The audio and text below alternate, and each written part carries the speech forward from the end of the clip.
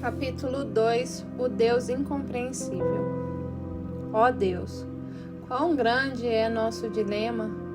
Em Tua presença nos cabe o silêncio, mas o amor inflama o nosso coração e nos compele a falar. Se nos mantivéssemos em silêncio, as pedras clamariam, mas ao falar, o que podemos dizer? Ensina-nos a compreender que não somos capazes de compreender, pois as coisas de Deus homem algum as conhece, mas somente o Espírito de Deus, que a fé nos sustente onde a razão falhar. E pensaremos, porque temos crido, não para que sejamos capazes de crer. Em nome de Jesus, amém. A criança, o filósofo e o religioso têm todos a mesma pergunta: como Deus é? Este livro é uma tentativa de responder a essa pergunta. No entanto, já de início devo reconhecer que não é possível respondê-la a não ser dizer que Deus não é como nenhuma outra coisa. Ou seja, Ele não é exatamente como algo ou alguém. Nós aprendemos utilizando nosso conhecimento como uma ponte a atravessar rumo ao desconhecido. É impossível para a mente humana saltar subitamente do familiar para o completamente desconhecido. Mesmo a mente mais vigorosa e ousada é incapaz de criar algo a partir de nada, por um ato espontâneo de imaginação. Os estranhos seres que permeiam a mitologia e a superstição não são puramente voos da imaginação. A imaginação toma seres ordinários dos céus, da terra ou do mar e extrapola os limites usuais de suas formas familiares, ou combina dois ou mais deles para criar algo novo. Sejam eles belos, sejam grotescos. Sempre é possível identificar seus protótipos, pois se parecem com algo que já conhecemos. O esforço de homens inspirados para exprimir o inefável gerou enorme esforço tanto de pensamento quanto de linguagem nas Santas Escrituras. Pelo fato de as Escrituras constituírem a revelação de um mundo sobrenatural dada a indivíduos inseridos no mundo natural, os autores eram frequentemente obrigados a usar muitas e muitas palavras semelhantes para fazer-se entender. Quando o Espírito deseja nos revelar algo que está além do alcance de nosso conhecimento, ele nos diz que aquilo é semelhante a algo que já conhecemos, sempre tomando cuidado de construir suas descrições de forma a livrar-nos da escravidão da literalidade. Por exemplo, quando o profeta Ezequiel viu os céus abertos e teve visão de Deus, ele se deparou com algo que não tinha palavras para descrever. O que ele estava contemplando era totalmente diferente de qualquer outra coisa que ele havia visto até então. E o profeta recorreu à linguagem da semelhança. O aspecto dos seres viventes era como de carvão em brasa, a semelhança de uma tocha. E quanto mais ele se aproximava do trono flamejante, menos seguras eram suas palavras. Por cima do firmamento que estava sobre a sua cabeça havia algo semelhante a um trono, como uma safira. Sobre esta espécie de trono estava sentada uma figura semelhante a um homem. Via como metal brilhante, como fogo.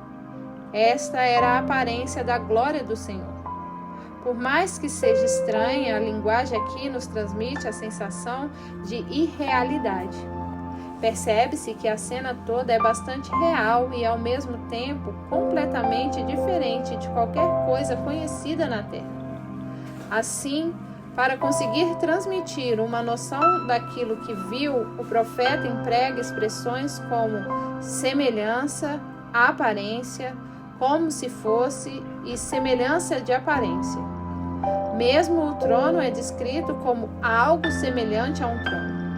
E aquele que se assenta sobre esse trono, embora de aparência humana, é diferente a ponto de somente poder ser descrito como uma figura semelhante a um homem. Quando as Escrituras afirmam que o homem foi feito à semelhança de Deus, não ousamos ampliar tal afirmação espontaneamente, dizendo que seja a exata semelhança. Agir assim seria tornar o homem uma réplica de Deus, implicando na perda da unicidade divina e acabando por eliminar o próprio conceito de Deus. Significaria derrubar um muro infinitamente alto que separa aquilo que Deus é daquilo que Deus não é. Pensar na criatura e no Criador como seres essencialmente iguais seria roubar os atributos de Deus e reduzi-lo ao status de criatura. Seria tirar dele sua infinitude, por exemplo. É impossível que existam duas substâncias infinitas no universo. Seria tirar sua soberania. Não é possível que coexistam dois seres absolutamente livres no universo, pois cedo ou tarde, duas vontades completamente livres acabarão por colidir. Apenas esses atributos, não há necessidade sequer de mencionar os demais, só podem pertencer a um único ser. Ao tentar imaginar como Deus é, devemos utilizar aquilo que Deus não é como matéria-prima para a nossa mente. Portanto, o que quer que visualizemos a respeito de Deus não corresponderia à realidade, pois tal imagem seria construída a partir daquilo que Ele criou, e o que Ele criou não é Deus. Se insistirmos em tentar imaginá-lo, o resultado desse esforço será um ídolo, construído com os pensamentos ao invés das mãos. E um ídolo da mente é tão ofensivo para Deus quanto um ídolo objeto. O intelecto reconhece que é ignorante a teu respeito, diz Nicolau de Cusa, por saber que tu não podes ser conhecido a não ser que o inconcebível pudesse ser conhecido e o invisível pudesse ser visto e o inacessível pudesse ser atingido. Se uma pessoa apresentasse um conceito pelo qual tu pudesse ser compreendido, afirmou Nicolau, eu saberia que tal conceito não te representa, pois todos os conceitos se findam no muro do paraíso. Assim, se alguém manifestasse um entendimento de ti, desejando fornecer meios para compreender-te, este homem estaria mais longe de ti, uma vez que tu estás absolutamente acima de todos os conceitos que o homem poderia desenvolver. Deixados por conta própria, tendemos a reduzir Deus a termos razoáveis. Desejamos colocá-lo onde nos seja útil, ou, ao menos, saber onde está caso precisemos dele. Queremos um Deus que possamos controlar em alguma medida. Precisamos da sensação de segurança que vem de saber como Deus é, e torna-se evidente que ele acaba sendo uma colagem de todas as imagens religiosas que já vimos, de todas as melhores pessoas que conhecemos ou das quais ouvimos falar, e de todas as ideias sublimes que já acalentamos. Se isso soa estranho a ouvidos modernos, e somente porque, no último meio século, temos considerado Deus como algo corriqueiro. A glória divina não foi revelada a esta geração de homens. O Deus do cristianismo contemporâneo não é muito superior aos deuses gregos e romanos. Isso se não for inferior por ser tão fraco e nulo, enquanto os outros pelo menos possuem poder. Se Deus não é aquilo que achamos, como pensamos nele então? Se ele é verdadeiramente incompreensível, como afirmar o credo? E inacessível, como afirmar Paulo? Como seria possível a nós, cristãos, saciar nosso anseio por ele? As esperançosas palavras reconciliar-te, pois, com ele e tem paz, permanecem verdadeiras séculos após século. Mas como nos aproximar daquele que frustra os maiores esforços da mente e do coração?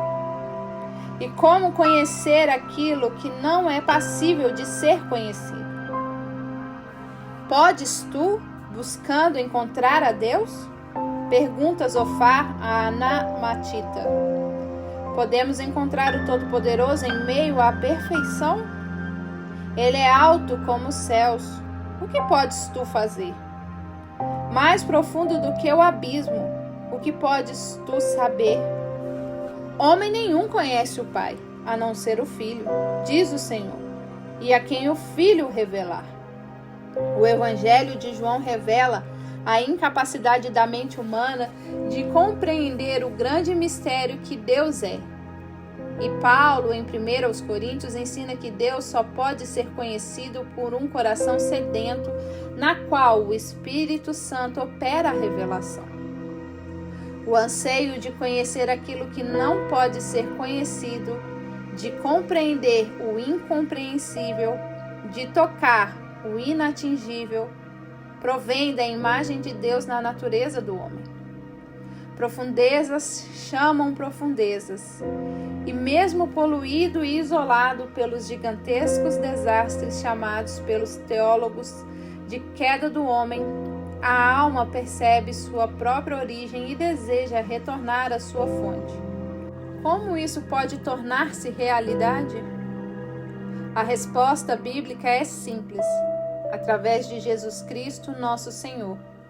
Em Cristo e por Cristo, Deus se revela completamente, ainda que não se mostre pela razão, e sim por fé e amor. A fé é um órgão de conhecimento e o amor um órgão de experiência. Deus veio a nós mediante a encarnação, reconciliou-se conosco pela expiação, e pela fé e amor entramos e tocamos nele. Verdadeiramente a grandeza de Deus é infinita, diz o extasiado trovoador de Cristo, Richard Roller. Mais do que podemos imaginar, impossível de ser conhecida pelas criaturas, e acima de nossa compreensão, como ele é em si. Mas mesmo aqui e agora, quando quer que o coração comece a queimar com o anseio por Deus, ele é capacitado a receber a luz e inspirado e capacitado pelos dons do Espírito Santo. Experimenta as alegrias do paraíso. Ele transcende todas as coisas visíveis e é elevado à doçura da vida eterna. Nisso consiste o perfeito amor, quando todo o desígnio da mente, todos os esforços secretos do coração são elevados para dentro do amor de Deus. O fato de Deus se dar a conhecer pela suave experiência pessoal da alma e, ao mesmo tempo, continuar inescrutável aos olhos curiosos da razão constitui um paradoxo mais bem descrito como trevas para o intelecto, mas luz do sol para o coração. Frederick W. Faber. O autor da celebrada obra The Cloud of Unknowing desenvolve essa tese em seu livro.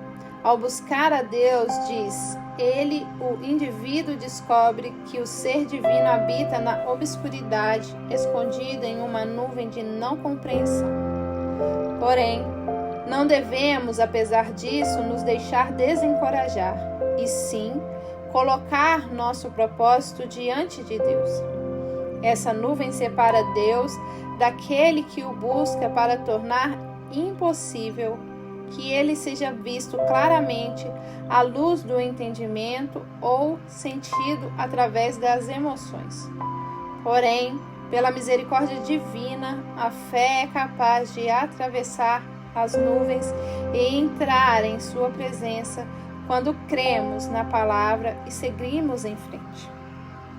Miguel de Molinos, o santo espanhol, ensinou a mesma coisa. Em seu guia espiritual, ele diz que Deus tomará a alma pela mão e a conduzirá pelos caminhos de fé pura, fazendo com que o entendimento abandone todas as considerações e raciocínios. Ele a conduz. Assim, ele a leva para um conhecimento de fé simples e oculto, a aspirar somente ao noivo sobre as asas do amor.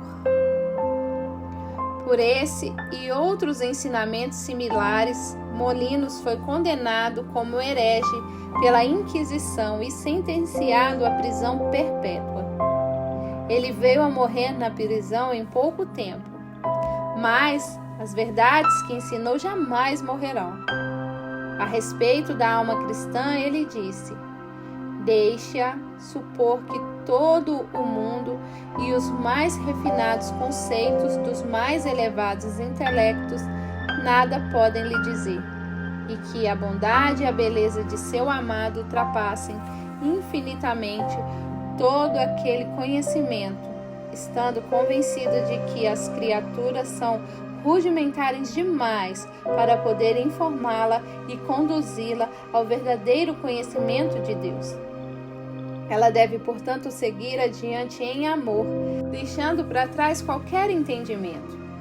Que ela ame a Deus como Ele é em si, e não como a imaginação diz que Ele seja, e o retrata. Como Deus é? Se com essa pergunta queremos saber como Deus é em si, não há resposta possível. Se queremos saber o que Deus revelou a respeito de si, que é uma racionalidade reverente, é capaz de compreender. Creio que exista uma resposta completa e satisfatória, pois ainda que o nome de Deus seja secreto e que sua essência seja incompreensível, ele revelou algumas verdades sobre si mesmo em amor misericordioso. A isso chamamos de seus atributos. Deus, soberano Rei Celestial, ousamos cantar a ti. Felizes confessamos teus atributos, todos gloriosos e inumeráveis. Charles Wesley.